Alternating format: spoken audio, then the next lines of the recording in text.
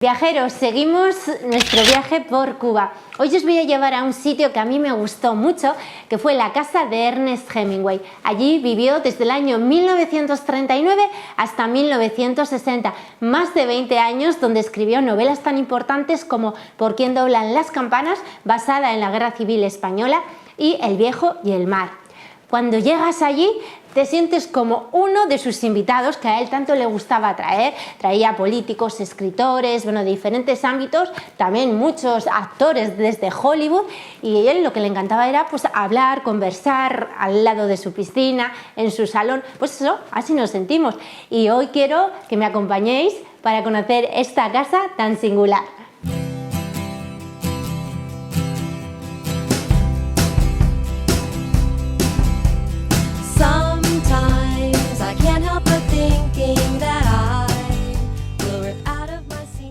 Ernest Hemingway, cuando llega a Cuba, primeramente se aloja en el hotel Ambos Mundos, situado en pleno centro de la capital.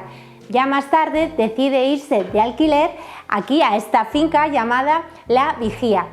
Más tarde la compraría. Ernest Hemingway alquiló esta mansión en 1939. Un año después, el propietario de la finca se la vendió por 18.500 pesos. Aquí permaneció hasta el año 1960. Situado a unos 15 kilómetros del centro de La Habana y está todo rodeado por una frondosa vegetación.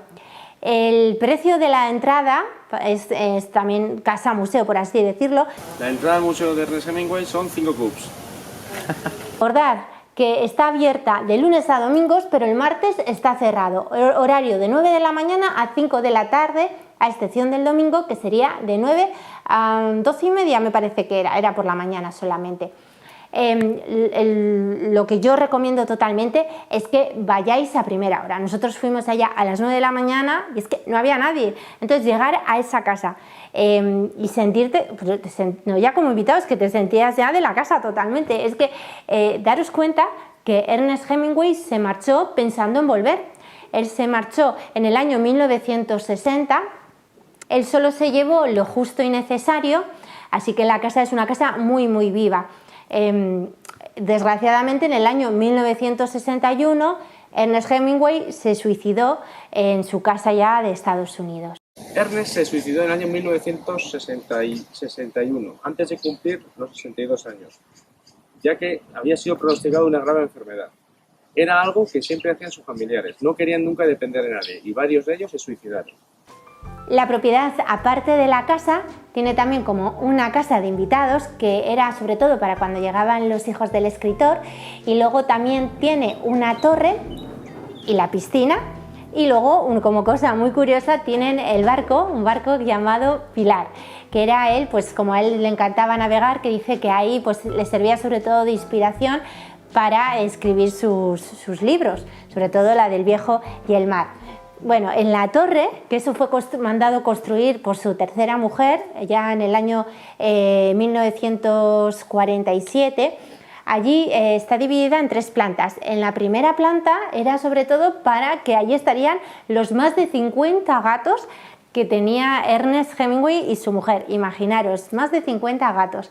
En la segunda planta de la torre tenían allí sobre todo pues baúles de viaje, de lo de la pesca, de caza. Daros cuenta que a Ernest era un viajero empedernido. A él le encantaba desde bien jovencito, desde que tenía los 18 años, ya se alistó para ir, se alistó voluntario para ser conductor de ambulancias en Italia. Imaginaos, en Milán, que estuvo allá, lo hirieron.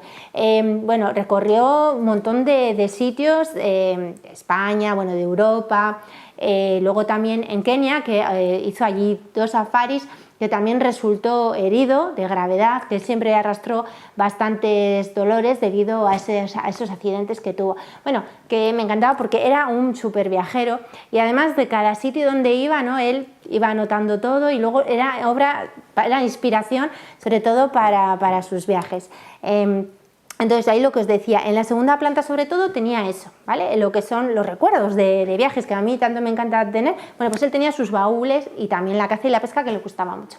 Y luego ya en la tercera planta son las vistas más bonitas, porque allí en los días despejados se puede ver toda La Habana, incluso si está muy el día tranquilito y despejado, se puede ver hasta el mar. Entonces imaginaos qué bonito. Allá sobre todo la idea era para que él escribiría. Tiene un despacho precioso que es muy bonito, muy acogedor, aunque dicen que no siempre lo utilizaba, porque ya digo que a él le encantaba navegar en su barco Pilar y que ahí probablemente pues también seguro que le sirvió de inspiración.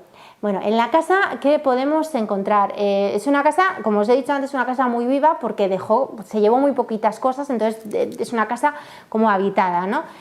Podemos ver más de 9.000 libros, tiene una biblioteca impresionante. O sea, imaginaos, más de 9.000 libros. Luego, como cosa muy curiosa, tiene hasta trajes de época, que era de cuando él era reportero de guerra. Él empezó, o sea, él era periodista antes de ser novelista, entonces era corresponsal. Y entonces, pues miraros, ahí tenéis, por ejemplo, veis estos trajes de época que son también muy curiosos.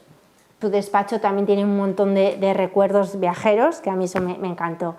Y luego, la zona de la piscina, ya veis que era una piscina que a él le encantaba hacer sus largos. Él hacía ese deporte, ¿no? Sobre todo de nadar, y ahí también era donde recibía las diferentes personalidades. O sea, imaginaos allá haciendo, no sé si fiestas o simplemente el charlar, pero rodeado de ese ambiente, ¿no?